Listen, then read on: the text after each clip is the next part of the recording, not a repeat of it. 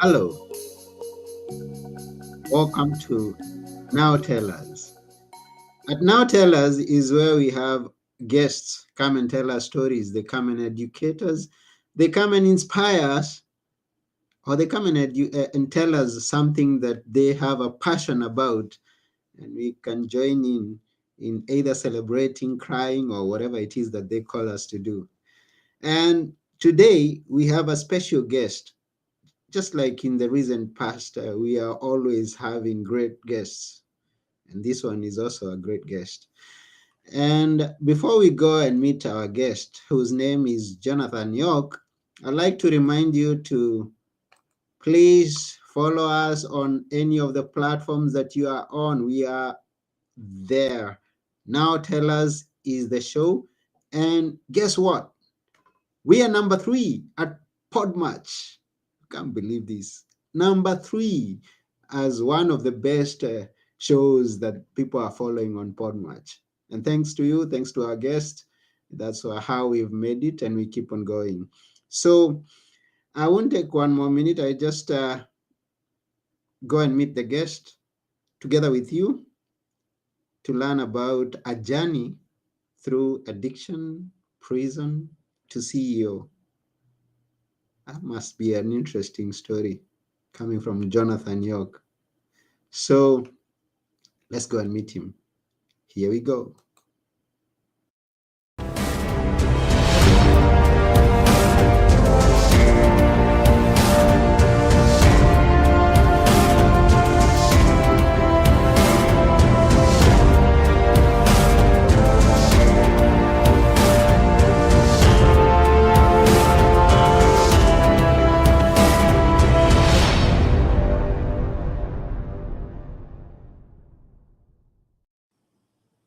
Hi, Jonathan. Hey Anthony, how are you?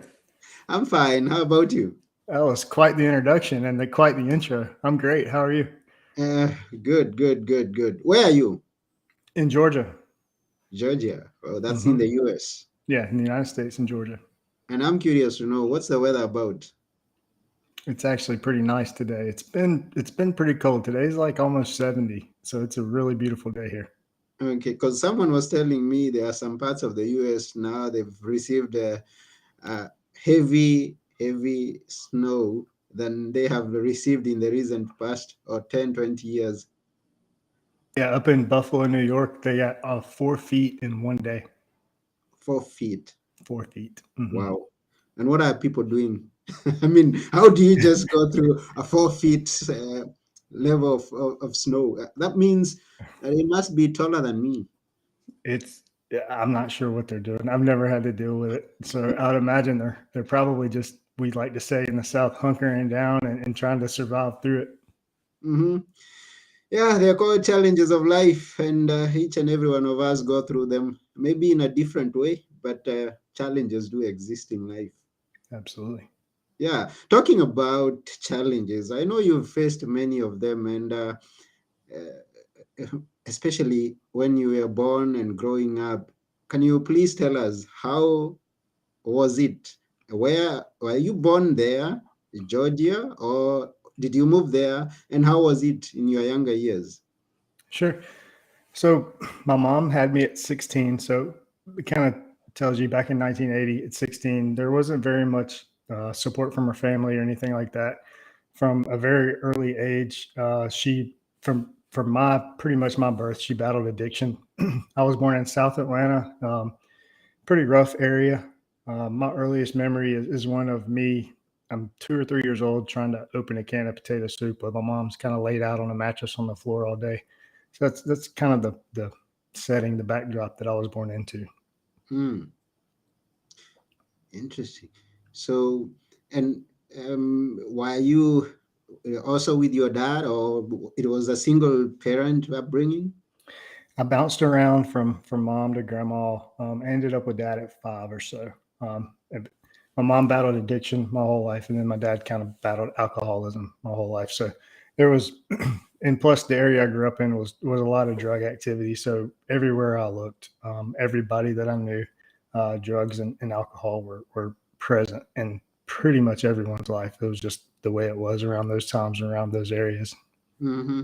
So I guess you are introduced into it much earlier on when you were young. You started using, or at what point did you begin also using? I smoked pot for the first time, weed, marijuana for 12, maybe 12 years old. I drank my first alcohol at probably 10, 8 or between 8 and 10. Smoking cigarettes, drinking alcohol like by the age of 10. Mm.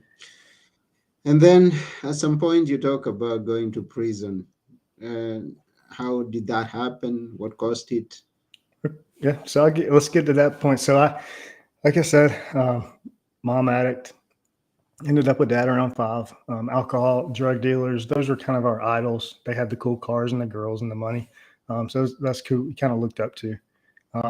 I ended up getting married right at 20, had my first daughter, then had a son. So by like 22, I was married with 2 kids. That's when addiction really came out heavily in me, was through my 20s. Through that marriage, I was a horrible person, basically pathological liar, double life, just not being the man that I'm supposed to be at all. Mhm. Finally, my wife at the time got tired of it and divorced me right at 30.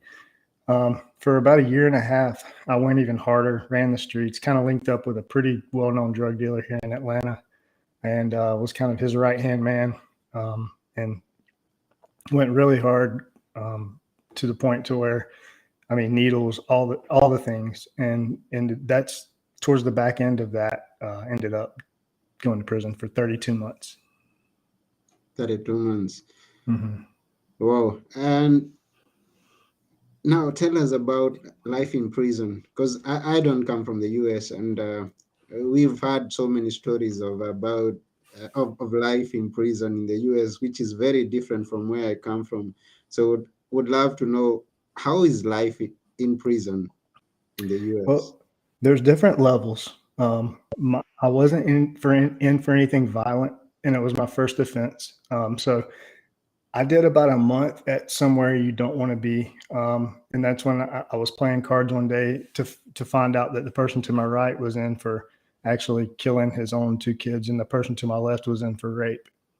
And I was playing cards with these people, and at that point that night in my bunk, I made the decision. I looked around and I said, I don't know about anything else, but I know I don't belong here, and I know I will not be back. So I kind of made that decision early on.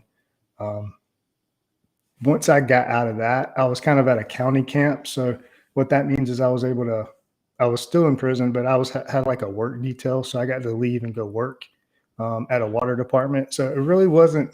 It, my situation wasn't horrible. There are some way different stories, but my personal, I spent a month doing some really hard time, and that was plenty.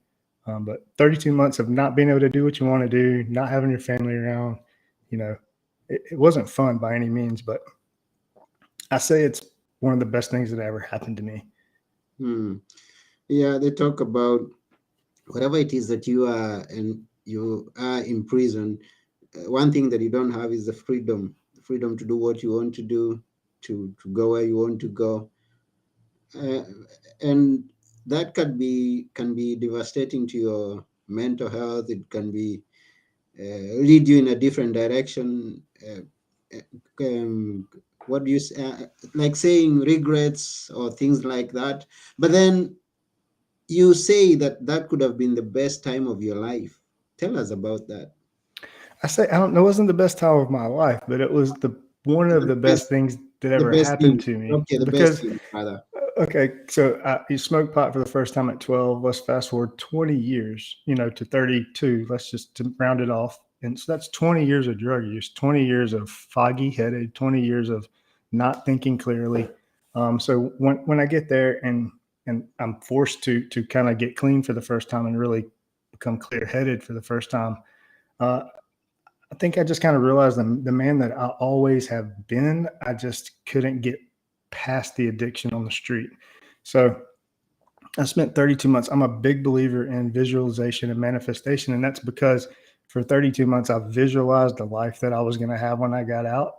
And then I got out and made it happen. So I'm a big believer in visualization and manifestation because of those reasons.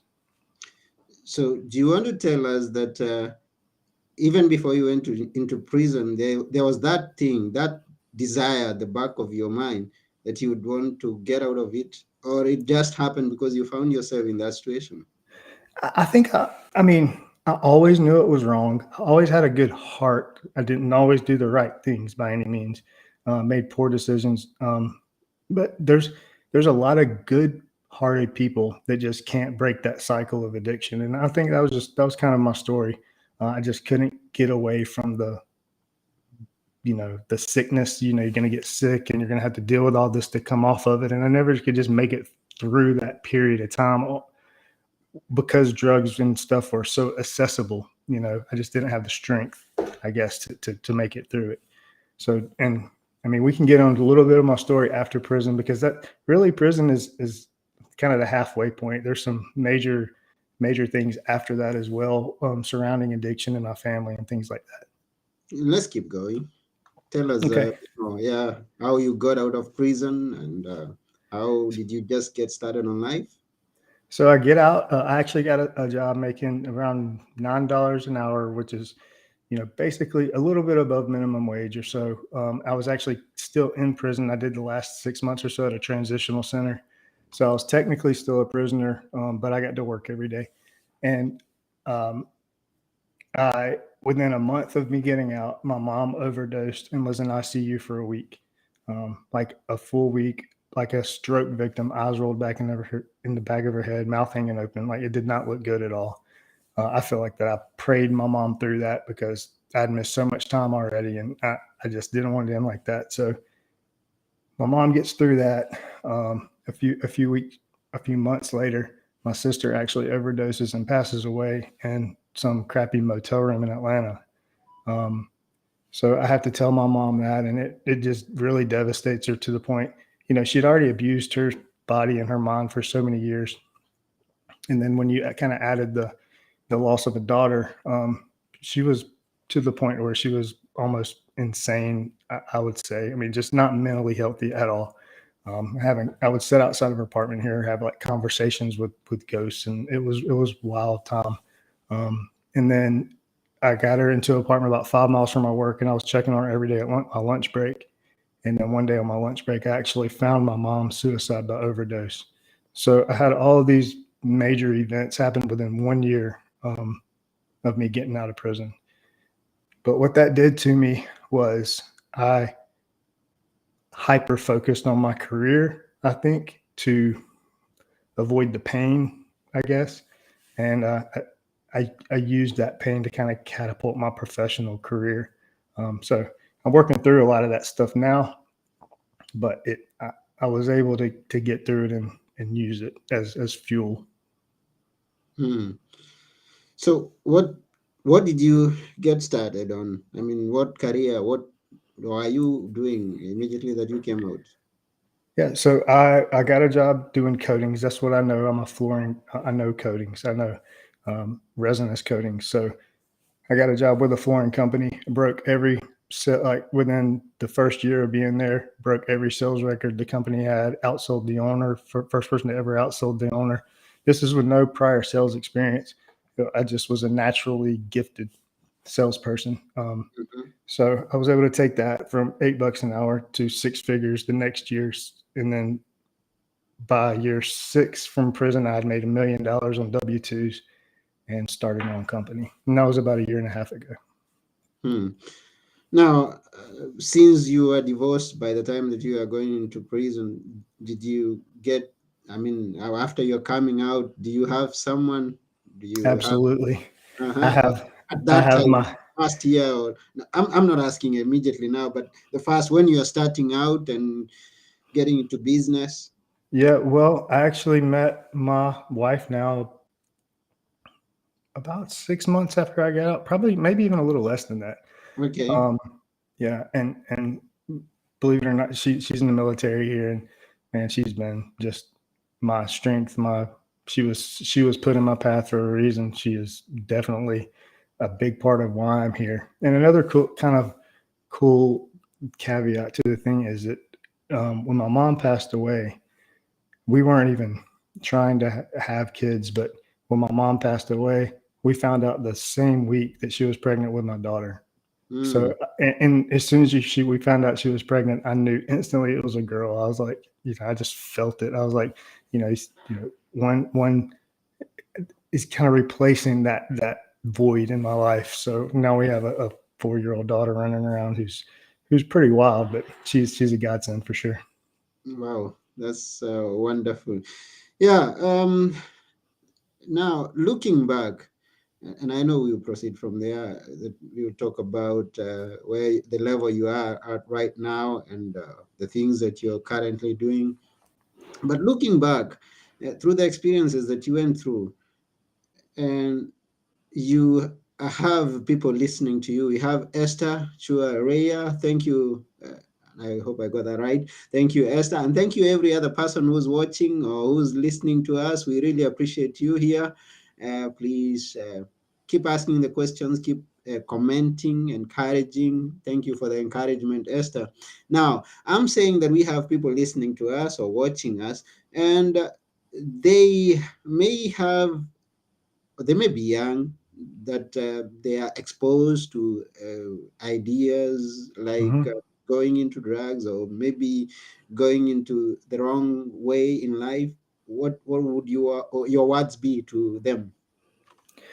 I would be steer clear. Don't even dabble a toe in it because it. I mean, a lot probably depends on your personality and like your makeup. But the wrong personality, if you just dip a toe in it, it can consume your life in an instant. And that's my biggest is don't even give it the time of day. Just steer clear. Life's too short. There's way too many important things to do. That is not the person that I'm a man of faith. That is not the person that God intended you to be. So just stay away from it. And now, since you're a man of faith, at what point did you pick it up? I mean, was it in prison when you found yourself there and you had the chance to contemplate about your direction in life, or did it come much later? It started there. It's been a long process. It's probably a 10-year process. It definitely started there. I started building that foundation of faith there. I had an aunt and uncle who used to pick me when I got made it to that transitional center. I had an aunt and uncle who used to pick me up every Sunday and take me to church. So by the time I got out, if I did not have that foundation of faith that I had built in prison, I don't think I could have withstood the storms that were waiting on me with my mom's overdose, my sister's overdose, and then my mom's overdose. Mm-hmm. It tested those things. It definitely put some distance between me and God for a while. But um, about, I would say 2 years ago is when I really developed a personal relationship with Christ. And that's when my faith just took off through the roof, is about 2 years ago. But it's been a long process. It's a 10-year process to get here. So now, like, that's what I'm about. I'm about leading people to One, Christ. and I guess also your wife, and because you say she's a pillar of strength, I guess she's played a big part in it. That's my guess. Yeah, she has to a point as well, and I think I've through my life's experiences and everything she's seen me overcome and accomplish. It's given her faith as well. Because Mm-hmm. I've leaned so hard into my faith. So we've definitely been each other, and professionally we just blossomed together. We've brought out the best in each other. It's been an awesome adventure with her. I wouldn't do it with anything anybody else. She's amazing. What is quite clear here is that each and every one of us need one another. There's no one who is on his own or who can achieve things or who can live a fulfilling life without the contact, the help, or the assistance of other people. 100%. Mm, People need community. I would even say like men especially need brotherhood, mhm, especially. mhm. And men need to figure out a way to be vulnerable. I think men need to share their stories because so many people out there have been through so many things, and there's someone that's either about to go through it or in the middle of it. And man, you can just do so much to help somebody by just sharing your story and being vulnerable. And you talk about men, and you remind me that you have something going on called the Resilient Man. Please tell us about that. Yeah, I think that's, I told you I had that kind of moment 2 or so years ago. And I viewed my life as a little bit of a victim mentality. Why was I born into this? Why me? Why me? Why me? And God put it on my heart one day that it's been all for a reason. It's all been preparation for what's coming. And when He put that on my heart, everything changed. Mm-hmm. So I started using that as He's been preparing me for what I'm doing. And I started Resilient Man Project with the I didn't even really want to make it about faith. I wanted to make it about my story, and I wanted to consistently just point to my faith as what got me there.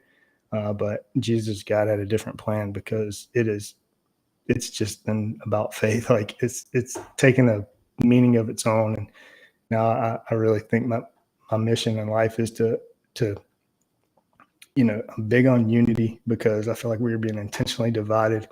I feel like we're being intentionally told we have so many things that we don't have in common, or that we shouldn't like about each other. And the fact of the matter is, like, we have so much more in common than we Mm-hmm. do different.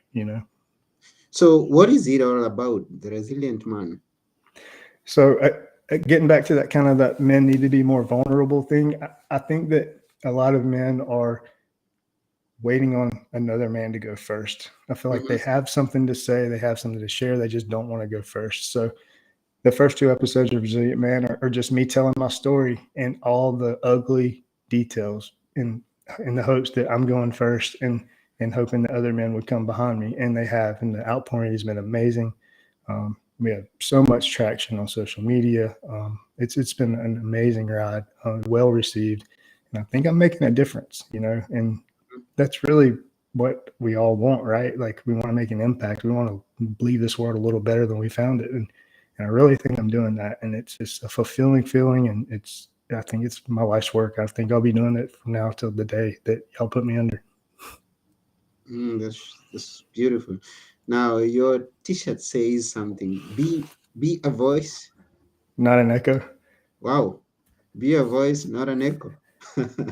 How did Yeah. you come up with that? And tell us a bit more about being a voice and not an echo. Yeah, I guess it's got to do with the resilient man. No, it's actually just a shirt that I like and I found, but it resonated with me because I consider myself a free thinker. I don't get caught up in political parties too much. I don't get caught up in um, I, I just, if it's right, it's right. If it's wrong, it's wrong. I think more people need to think for themselves, instead of, you know, kind of letting the ego get in the way or whatever of this is how I've always felt, or this is how I'm supposed to feel. And I want to be a voice. I want to be a new voice that speaks truth, that speaks my truth, that I, not just regurgitating whatever I hear. Yeah, we've kept quiet for so long, and things happen around us. We just keep watching, and Can't be quiet anymore. yes, we got to speak up. We got to be that voice and not the echo. We see something that is not going right. The society is going in the wrong direction. We see youth engaging in drugs and different mm, bad activities. Then we've got to raise our voice, speak it out. Yeah, I believe that. And and it's not just in America, it's all over the world. There's, you know, they try to label it as a this political kind of war that, or whatever, that's going on, but I think it's much more spiritual than that. I think we're in a battle of good versus evil, and I think that if you're a Christian, or if you're a man of faith in any type of way, we have to unite. We have to see the commonalities in each other. We have to be a voice. We have to stand together. If we not, if we don't, then you know, this country over here is, it's going down the wrong path fast, and I just want to do my part to try to stop that. And that's good of you. And each and every one of us should do our part to just make things right, to raise our voice. Anything else that you're doing along the way? Not really, just Resilient Man Project. We got the podcast, and I'm putting together a virtual event. So no matter where you are in the world, if you wanted to sign up for that, you can look us up on Facebook and find us, and I'll get you a link over, which we're going to teach on the four pillars of the Resilient Man Project, which are faith, freedom, finance, and one more. But that, and then the fifth day I'll be on resilience, and I'm bringing in some guest speakers and stuff to kind of talk about some stuff that they've been through. So that's pretty much it. Everything that I do now revolves around resilient man. Okay. Now, to those who are listening or those who are watching, I think we have a link here, and that's the link to the Resilient Man Project Oh, there it by, is. yeah, there it is by Jonathan York. Um, Now, your story is an interesting one. I mean, give someone some inspiration, some encouragement that even though I find myself in a situation where uh, I don't like a situation where I could have been driven into. There can always be hope of getting out someday. Absolutely. I think that, we are, as a people, we are much stronger than we think we are, first of Mm, all. And when it comes to resilience, I believe that everybody's born with a certain amount of it, but I also believe that resilience is a skill. And I believe that as you go through life and you make it through situations where you didn't know if you were going to make it, you just kind of build on that little bit of resilience, a little bit more resilience. And and then if you can kind of add that personal relationship with some, I don't know, Jesus, God, whatever, something bigger than yourself. If you can build that relationship with something bigger than yourself, and then you can build that resilience piece together, and then add that spiritual resilience, you become an unstoppable force. mm, that's beautiful. So you're gonna believe in a higher being, someone who's got more power than you, because Yeah, some we can only do so much, but then that superior being can be of help for us for things that we cannot and things that we have a difficulty achieving. that's Is right. there for you. Any idea of putting your story into a book, because you have a good story? Maybe eventually, but there's still so much to write.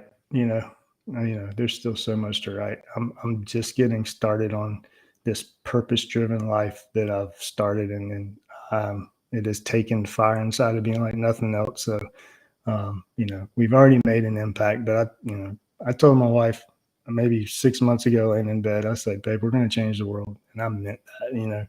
We're going to do our part. We're going to change the world. So once I've made a difference, a big enough impact, and I feel like it's the last few chapters or whatever I've written, maybe, but I don't know. I'm not much of a writer. I might have to like get somebody to write it for me or something.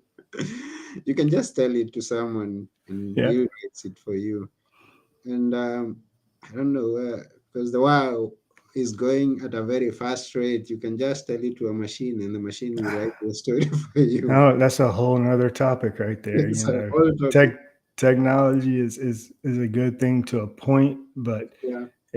for every technological advancement we make, it's to human detriment, and it's to less connection, and if we're not careful, it's a slippery slope, and we might even already been too far on the other side of it. Yeah, that's the fear going around. Now, we hope that everything goes well. We pray to God that He sees us through, and just like He saw you you through in your story. I pray for anyone who's out there that is going through challenges, someone who's been facing an addiction, going through an addiction of a kind. They're gonna find the light at the end of the tunnel. I firmly believe that He will give you the path. Mm, It is up to you to take the action. yeah. So that's about it for today's episode. We really thank you, Jonathan. And Thank you for having me.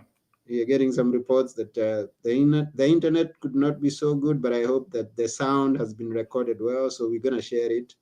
Um, so I just remind you, if you need to see this episode again, go to either nowtellus.com or go to Podmatch, and the link to Podmatch is displayed. It's also in the description.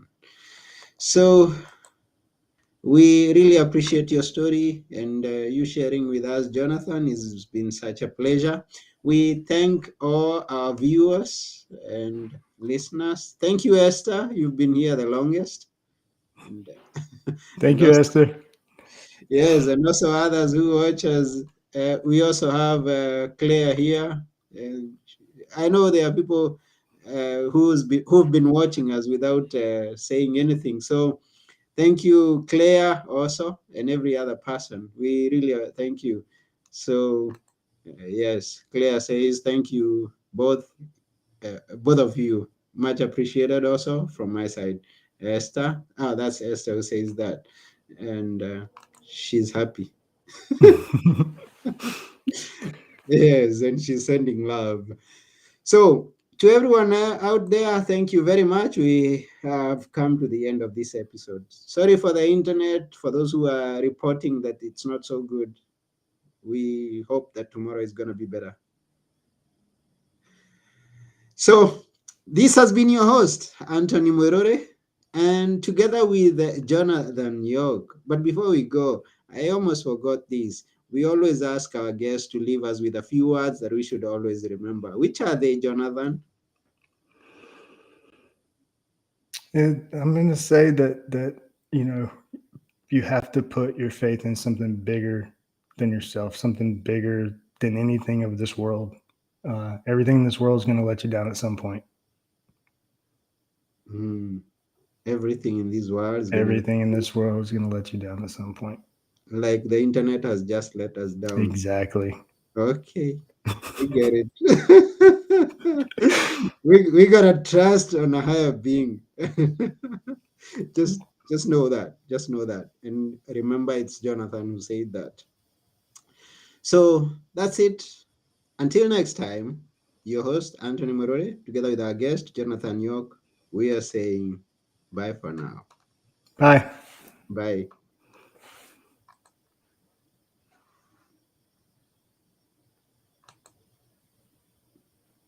The internet let us down again. Is not It still says playing. live. Is not is not playing the end sound. So we are ending the live. Bye for now. Bye for now. We didn't play the outro. So remember those words.